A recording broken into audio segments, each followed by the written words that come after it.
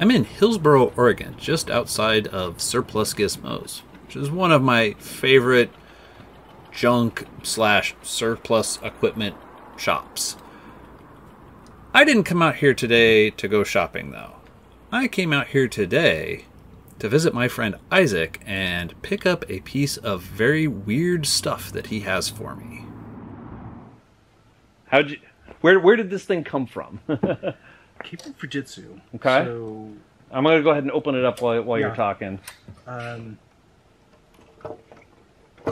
I understood it, Fujitsu ordered things from Japan, specifically shipped from like Fujitsu to Fujitsu.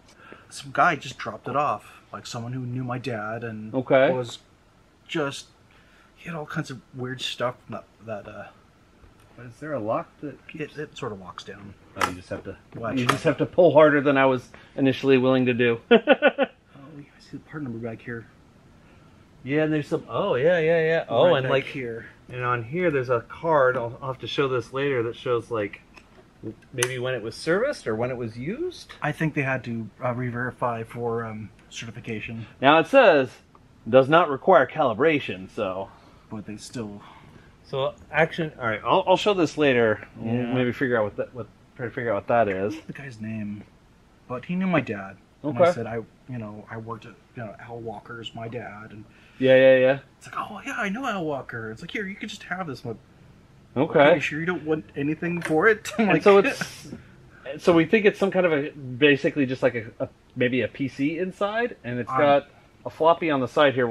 I'll be able to hopefully see that better later. And it has. I'm almost certain it's a PC inside. So it's got a double-sided high-density floppy drive, and you were pretty sure that this was the guy's handwriting or your dad's? My dad's handwriting. Okay. Okay. Almost 100% certain. That is pretty neat. So we can go ahead and turn it on and see, because it's got a whole bunch of ports and stuff on the one side, and on the side over here it has what look to be two 50-pin SCSI connectors. Yep. So this was presumably for testing hard drives. Yes. And it's got points where you could lock an oscilloscope, I'm guessing, on here? Well, I think you'd have probes that would attach to certain points, so you could look at certain parts of the drive. Okay. So you'd connect, you'd have... Oh yeah, here we can go ahead and just bring this drive over. So I brought, from my collection, my contribution to this is I have a Fujitsu hard drive I had one that looked like this, but was a different capacity. I think this is 1 gigabyte-ish, and the one I had back in the day was, I think half that was 500-something megabytes.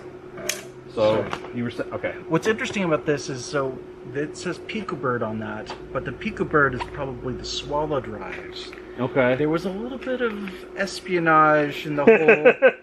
Okay. Fujitsu being in Oregon in the first place. Okay. I have more stories to tell about that, but that's probably for... I probably that might need beer? Yeah, that's probably for another day. Okay, and so this is as far as it gets. After it tries to read the floppy drive and kind of grinds on it a bit, it just says IPL failed, and that's as far as it wants to go. So what are you saying about... So you would, like, probe... Because these look like... are labeled like SCSI signals. I believe you would actually have pins connected to certain... Okay. But we have no documentation. No we documentation, have no nothing. no probes, unfortunately. There's so many switches that we have no guesses. When this did boot, I didn't get anything out of it, unfortunately, and so... Yeah. And I do like it has the very deeply recessed reset button with the nice little paper clip to just boop. Lovely design that. Yeah, I mean, you do what you got to do. You don't want to accidentally reset it, but you also want to be able to intentionally reset it. Apparently, my boss says that the display itself was probably worth more than the whole unit, but we'll see whatever's inside will be it.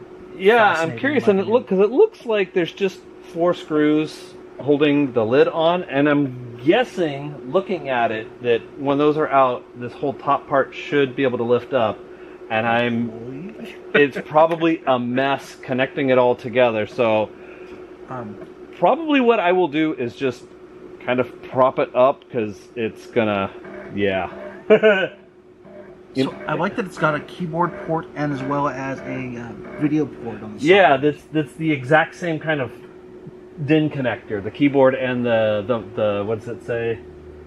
CRT connector. Yeah.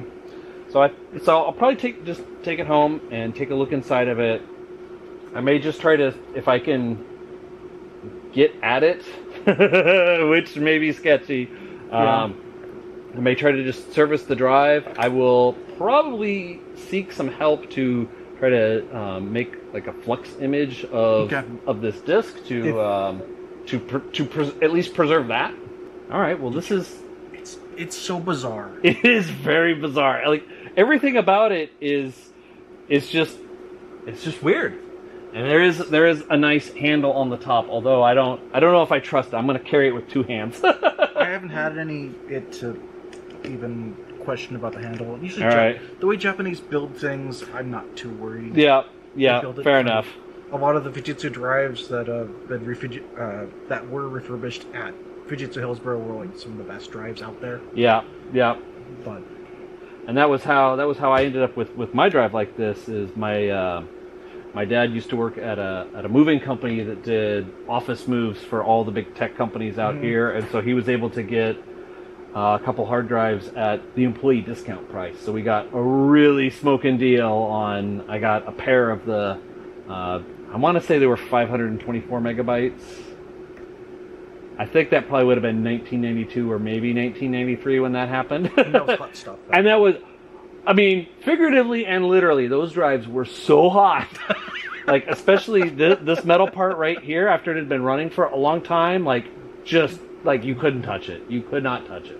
One of my favorite discussions with a Fujitsu employee that came from the UK is we joked about burn marks on your hand after touching a drive. Like, yeah. Oh yeah, you can just take a measurement off these two burn marks after touching this drive that's been there for a while. Nice. I'm gonna take this thing apart so we can have a peek inside. I have a bit of a different setup this time around because where my up above camera usually was too close to be able to get this whole thing in frame because it's so thick. So I have a different setup that I hopefully won't regret because this is sitting on a tripod on this table and I'm a little scared. So I'm going to take this off.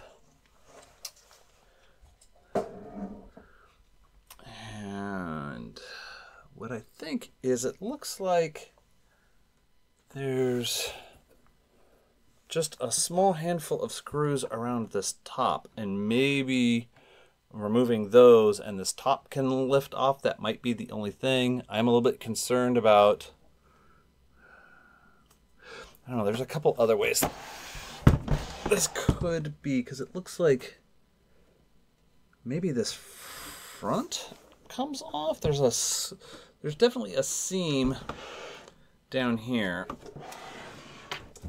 So like right here there's a seam. So this is definitely a separate piece.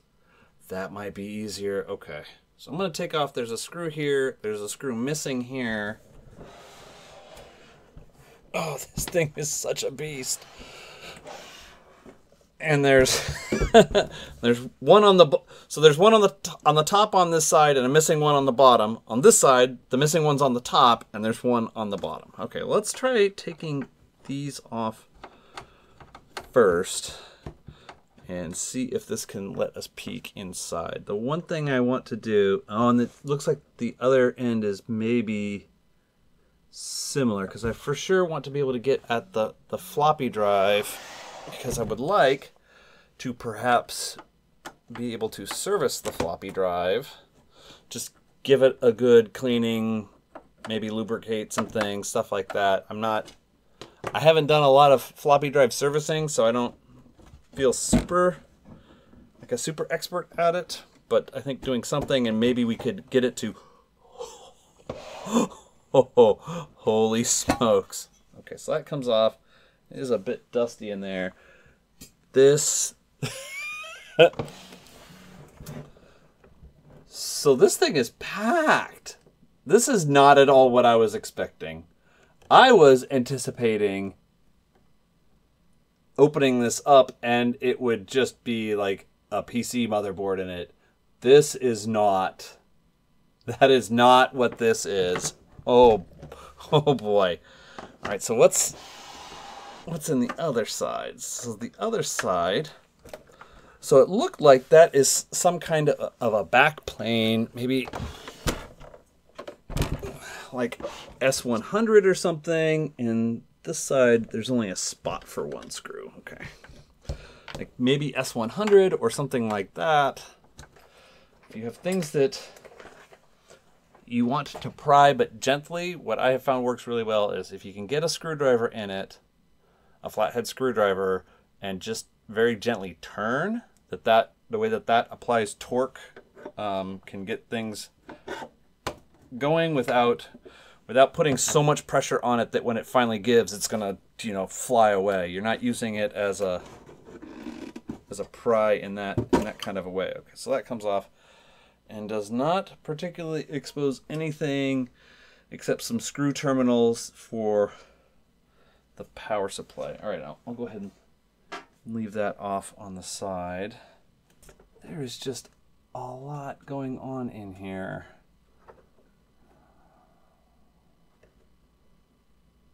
All right, so something I am going to do, take a moment and I'm going to take a picture of how all this is connected, because I have been burned before by thinking, oh, the video quality will be good enough, I'll be able to figure out how, and then, you know, no, not so much. So the cards seem to be held in by these two screw-in brackets. Oh, those are the one thing these don't have. A lot of times boards like this will have little clips on the end that you can use to get them started to come out. These do not seem to have that, so I'm going to disconnect these cables and see if I can.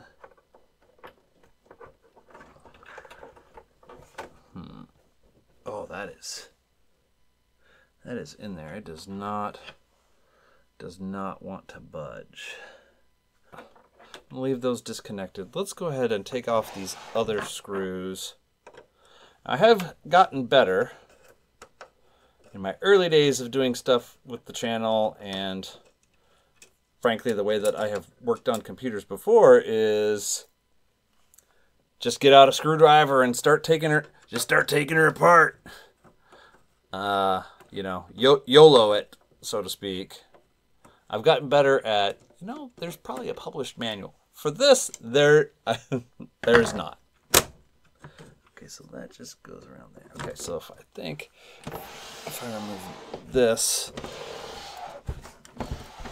I will be able to get some of this off, and we'll be able to see a little bit more of what's going on.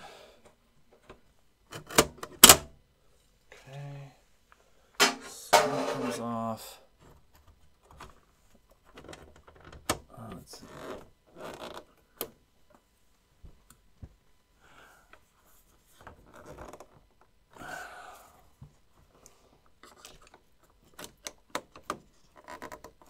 That does not want to come off. And that will have to come off in order to get this panel off. And it looks like removing this panel will be very illuminating. Okay, how can I remove this knob? All right, well, there's another side panel here. Let's remove this and see if this is helpful. I had figured that this was being a piece of test equipment, that it would be designed to be serviced, and therefore it would be reasonable to take apart. And it is challenging to take apart. Oh, that stuff is just disintegrated. Okay. It's a little bit of foam pad filter to go over the slots here. Yeah, and so this floppy drive is screwed in on the sides. It looks like there's 2 on that side and 2 on this side. So it would, in order to get the floppy drive out to be fully serviced, there would have to be a lot more disassembly. How? All right, well, there's a similar panel on the other side. Let's remove that as well.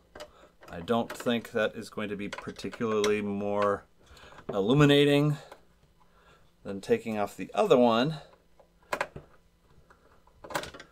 Although hopefully it won't have more particles of disintegrating foam to deposit on my workbench. That basically nothing for us. It was just the cover over, basically the cover over these large 24-volt fans, so you don't stick your finger in them. This case is made up of so many metal plates, and there must be 50 more screws holding all of this bottom part of the case assembly together. Alright, with a little bit of gentle effort, I'm now able to extract one of the boards. So we can at least have a look at, holy smokes, have a look at it. So this thing is just covered in chips. The vast majority of these are 74 series logic chips. There's a few large chips on here that I don't know what they are. They are all of the big interesting chips are shockingly manufactured by Fujitsu. This is a MB87170 from 39th week of 1987. This is MB87030 from 31st week of 1987. These are MB81C86-55 from the 41st week of 1987. Okay, so I couldn't find the data sheet for this specific chip, but I could find one for the follow-on chip, which is the MB87035. It says it is an enhanced version of Fujitsu's MB87030 SCSI protocol controller and is pin for pin and register compatible with the 030, making it upwards software and hardware compatible. So this is the SCSI controller chip. Searching for data sheets is often very frustrating. What was this other one? MB15170. No idea what that component is. There are 0 useful hits for it on the internet. Wow. All right. And then these, I'm guessing, are going to be some kind of SRAM chips. Yes, 256K-bit high-speed SRAM. There we go. Okay. That one came out a little bit easier because I could actually get my fingers around it. And there's a handy metal bar here. So this is probably the video board, because there's a Hitachi 6345, which is a CRTC controller. Piles and piles of 74 series logic. Got a 16 megahertz crystal, a 9.8304 megahertz crystal. There's a couple other. I really don't want to scratch that screen with one of these boards here. All right, let's look up a couple of these other chips and see if there's anything interesting to be found about them. MB8877A. Okay, so this is a floppy disk controller, the 8877A. Oh, and there I missed that there's a 8 megahertz clock here. So this is the display controller and the floppy controller. This is MB87030 No idea what that is. And then these are both MB8863N. Did manage to find a Japanese datasheet for these, and it says that they are asynchronous communication interface adapters. So some sort of, for the serial ports, presumably. Were there serial ports on this? Oh yeah, there's 3 serial ports. So is there another one of these? I don't see one on this board. This large chip is a MB8464A-15. So I'm assuming that's some kind of SRAM chip also. A few more of those over here. Everything else appears to be 74 series. So I wonder if these 4 go with the CRTC controller to form the video card, and if this is the buffer for the floppy controller, maybe? Just pure speculation. Pure speculation. Okay. Ooh. All right. Haha. Now's where things get spicy. So, on the bottom board, there's some chips I can just recognize. So, clearly some ROM chips. A Motorola 68010. These are going to be some kind of DRAM chips, I'm guessing. 81C1001-12, so 120 nanosecond DRAMs. So this is the computer part of it. All right, so there are a couple. Okay, so here's another one of those communication controller chips. So that would control the other serial port, because there was, what, 2 on that previous board. There was 3 serial ports, so this will be the 3rd one. And then what is this large chip here? 8873H. From another Japanese datasheet, which I guess shouldn't surprise me too much. Fujitsu primarily sold a lot of their stuff, in Japan. They were one of the big dogs there, so. But this is a programmable timer module. All right, so that's the timer chip, the other UART. Okay. So this is a 10 megahertz processor, and there's a 20 megahertz crystal over here.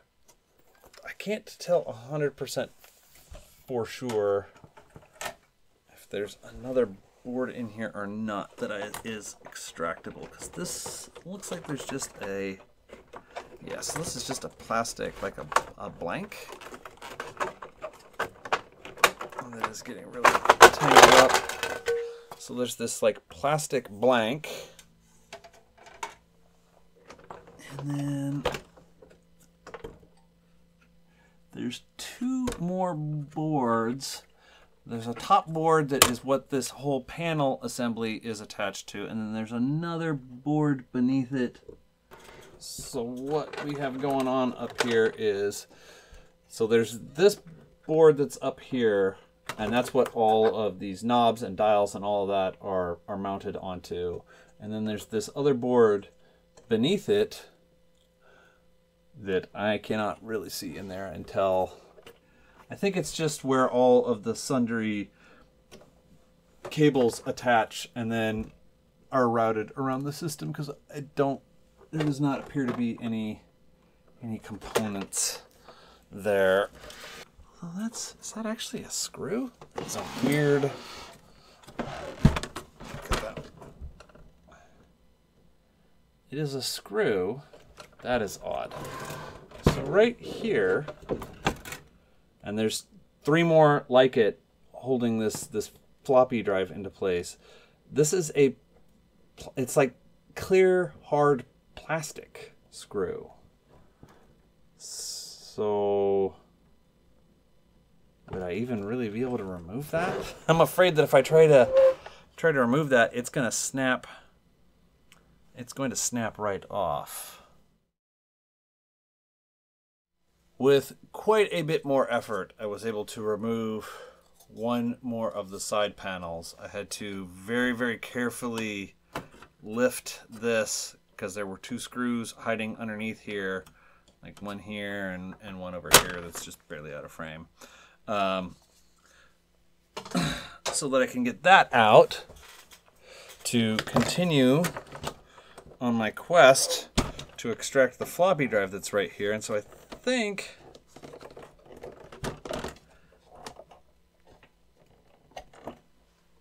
I'm not actually close. I thought I was going to be close.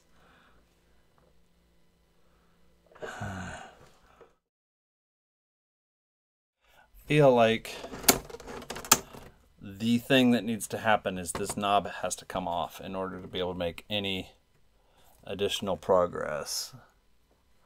And I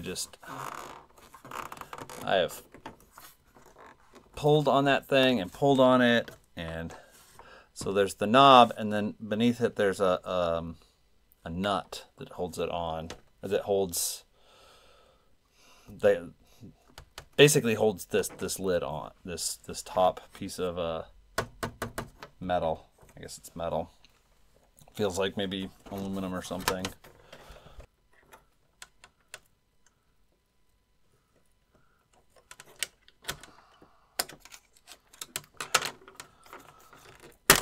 Aha! Oy vey. Oh. All right. And now this whole top piece should come off easily. Yep. Now for the big reveal. Oh, that has got some stuff going on. Although I feel like it's a good news, bad news situation, because I still feel like I'm no closer to getting the floppy drive out. I mean, at least we can see some cool stuff. And there are, let's see if I can turn this around. So this is quite a panel with all these switches, and there was spots for additional switches over here. So for more switches for additional heads, if they ever went past 16 heads, maybe. Oh, that's interesting. There's a battery on here. Well, unfortunately, it looks like it's entirely sealed and not a kind that would leak. I mean, if it had been leaking, if this battery had been leaking, we'd know by now. Yeah, okay.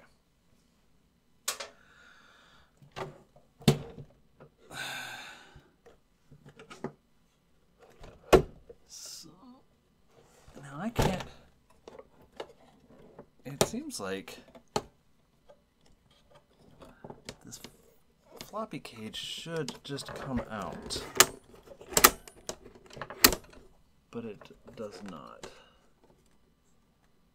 And this is attached there. All right, so there seems like there's maybe not much holding this entire assembly on, and I think all of the screws here attach this to the hinges, this bracket here to the hinges for the screen, and then there's a couple screws that attach this plate to this plate. But I think from the way that this is moving about, I feel like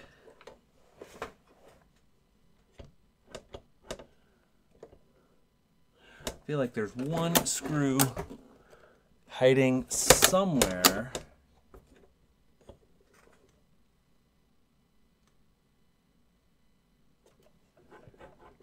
that's holding this whole assembly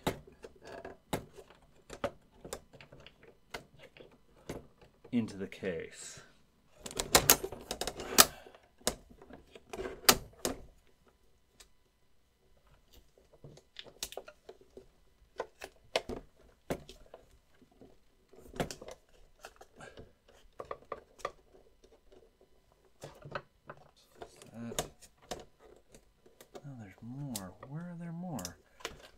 Oh, there are two more hiding underneath here.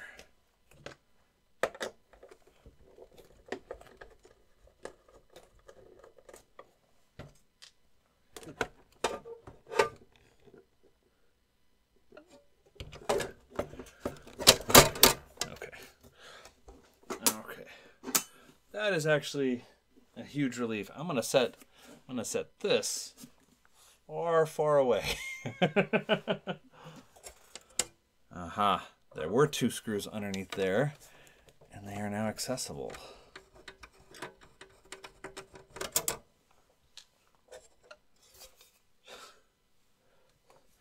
Hallelujah!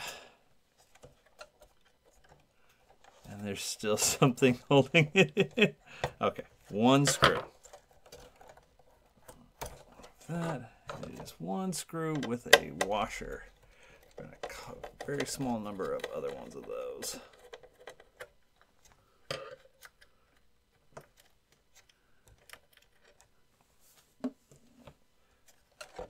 Oh.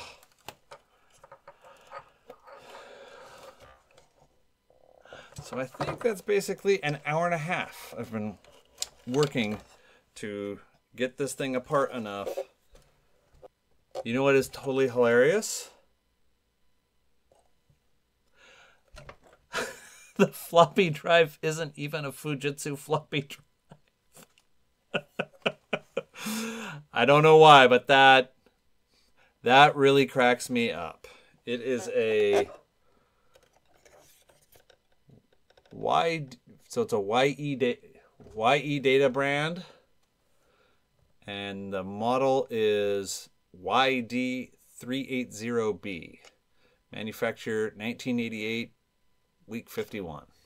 Which is weird. The date on the bottom of this is 1993, but there's a lot of 1988, 1987 components in this. That is interesting and a little bit surprising.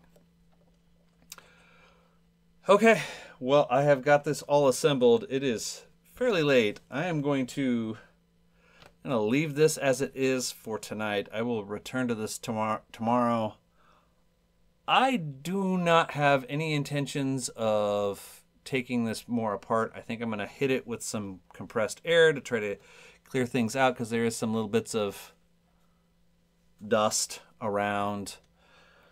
I'm going to test out this floppy drive, see if I can get it working properly. I don't know if the problem with it booting was, I don't know what the problem with it booting was. It may be the disk, it may be the drive, it may be something else in all of this. If it's the drive, there may be hope. If it's the disk, there's probably not hope. If it's something in the rest of this, there may or may not be hope, but not for me. So as part of the testing, I have taken the drive that was in the hard disk tester. There's some irony here. And I have put it on a PC. This is a 386SX that I've used in some previous videos. Now, the jumper settings on this were not originally configured for usage with a PC. I have been unable to find actual jumper setting documentation on the internet.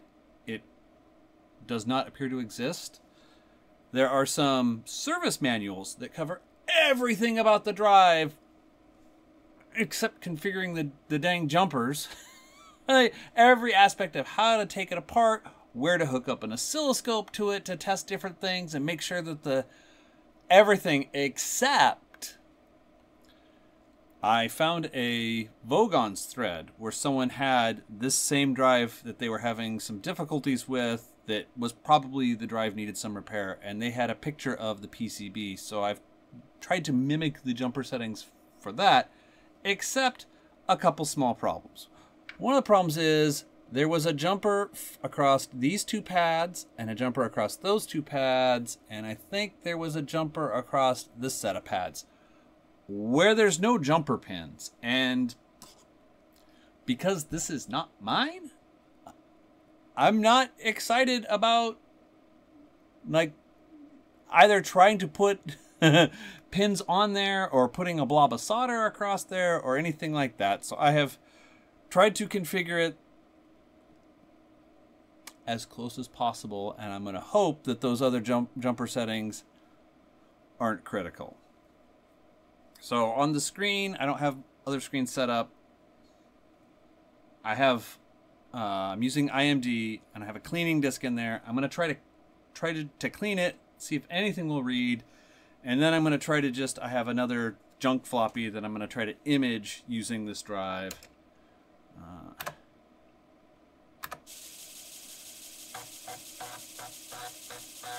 Okay, so it is configured at least well enough to tell the motor to spin and to tell the head to move, because this is normal IMD sort of head movement stuff while it's cleaning. So I can extract that. So now let's try to read disk into file. All right, let's see what it does.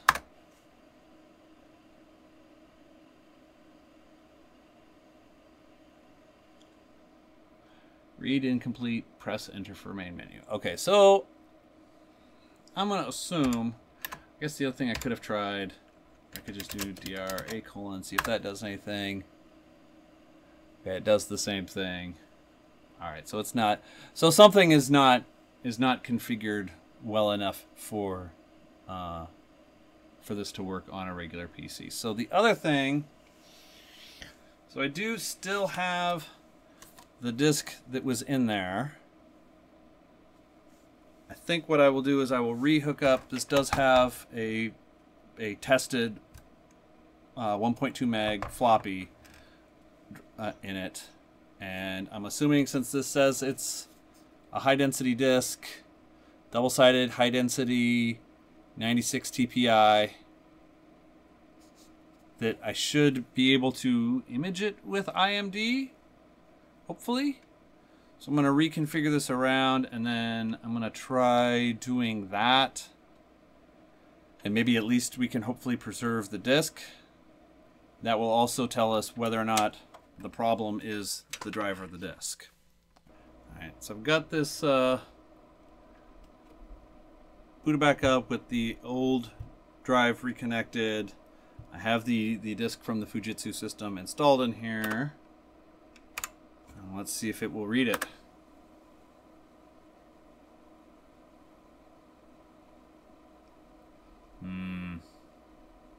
It seems to be struggling. Oh yeah, it's... Wow, I couldn't read anything? Okay, no, it's just trying to figure out what format the disk is. So that's suspicious. If it struggled that much to try to figure out what format the disk is... Although it is reading tracks now. We've got 15 or so. Oh, that's not a good sound. Come on, little fella, you can do it. It cannot do it. Failed to read track 16, failing to read track 17. Failing to read track 19. Okay. I'm going to guess that there is either this disk is bad, or it's such an unusual format that a regular PC drive and IMD are not capable of reading it and figuring out. I will confer with some other geeks in my area, see if we can come up with a solution. That this mystery will likely not be solved in this video, assuming that there is a solution. All right, I'm a little bit nervous right now. I've dry fit everything together, meaning like everything is connected back up, but obviously not all of the cases together, and like the floppy drive isn't fully mounted, and things are just together so that I can turn it back on and make sure that nothing has gone completely amiss, because now would be the time, if something's not hooked up right, to fix that. All right, let's give it a go.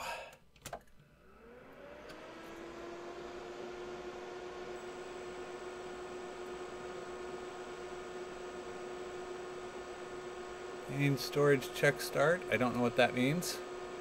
It's been so long since I had this powered on. I don't remember what the boot sequence was. Okay, so it's coming up. Good morning, how are you? All right, that looks good enough for me for right now. And the screen all looks good. I was a little bit concerned about the screen. It's one of those plasma displays. I was super anxious about that. Here's where taking a picture of things with my phone saved my butt. I had this all put back together. I thought, I've already dry tested it. It's fine. I'll put it back together. And I hooked it all up and wanted to boot it off the disk. It didn't boot. It, got up to the screen that I had showed before with everything just kind of dry fit. And it just sat there. And I looked and the disk was spinning and spinning and spinning. I thought, well, that's not right.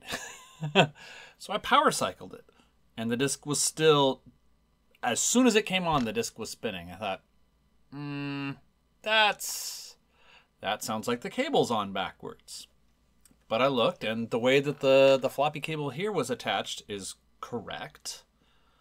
All right, well, maybe it's on backwards at where it connects. So I followed where it goes down to, and it unsurprisingly connects to one of the large boards that's in here. So I looked, and the boards, the connectors all have labels on them. So there's only one way that they could go. But I noticed there are two identical connectors on the bottom board and the second bottommost board. And one of those is unpopulated. And I thought, oh, well, let's refer back to my picture. And it very clearly showed this cable was supposed to be plugged in here, but I had plugged it into the bottom one. And so now, I'm going to put just a junk disk in for now. So now, when I turn it on, the drive comes on for a second, stops spinning, as it should, and then after a while, it's going to get through the boot process. It's going to try to read from it again.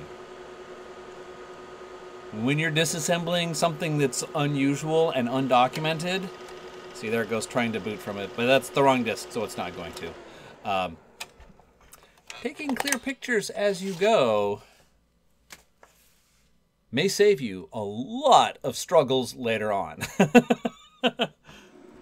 After getting it all put back together, for real this time, for the last time, I tried booting it up again, and it did the same thing that it did while we were at Surplus Gizmos. It gets a ways along, and then it hits that part of the disk where it can't read, and it hangs up there. I'm going to see if I can hold onto this disk and talk to some other people, see if there are some other ways that maybe we can try to recover the data off this disk, and I don't know, maybe be able to finish the restoration. I also, so this was one of the side panels. It was the one that had the inside, because the fans are blowing out, so it's the air intake side, and it had that disintegrating foam. I cleaned all that up. The foam will need to be replaced. But I also noticed that it has a little bit of some kind of an Intel sticker on it. You can tell it's an Intel sticker because it has that last bit of the famous, what they call the Drop E logo. And PAL, maybe? I don't know. I don't know what the rest of the sticker is, and I don't know what to infer from that. And then the other thing that I had forgotten to show previously is there's a little card back here, like from olden days when you would check out from the library and they would have to write in the little card in the back, I am that old when you checked it out and when it was due. So this is some sort of a log card for when people checked it out and returned it. A couple checkouts in 1994 and the check-ins, and one checkout in 1996. So this was used at least as late as 1996, and sometime after that just sitting, probably because it was sitting, my guess is that it was sitting with the drive closed and the head was at some position, and just moving it around possibly banged the head onto the floppy disk surface and damaged it. I don't know. That's just pure speculation. If you know anything about this machine at all, or have ever seen one of these in action, please let me know in the comments below. I would love to hear about it. I have taken very high resolution pictures of this. Some of them probably popped up in earlier parts of the video, just in case the video wasn't good enough. But I'm going to put them in my GitHub repository. If I can ever get that disk imaged, I will put that in the GitHub repository too. But besides that, I think that this is just a reset it and let it boot up again. This is just a curiosity of a far bygone era, and I don't know that there's much point in trying to reverse engineer it or do anything like that. It's just a really, really neat artifact, and I'm very thankful that my friend let me borrow this to take a look at it and open it up and tinker with it a little bit and share it with all of you. So if you enjoyed this video, please click that like button, and if you'd like to see more weird, this is probably the weirdest thing I have ever had on the channel. It is setting a very high bar, but if you'd like to see more stuff maybe not quite this weird, please click the subscribe button. Grant. And until next time, try to remember the good stuff.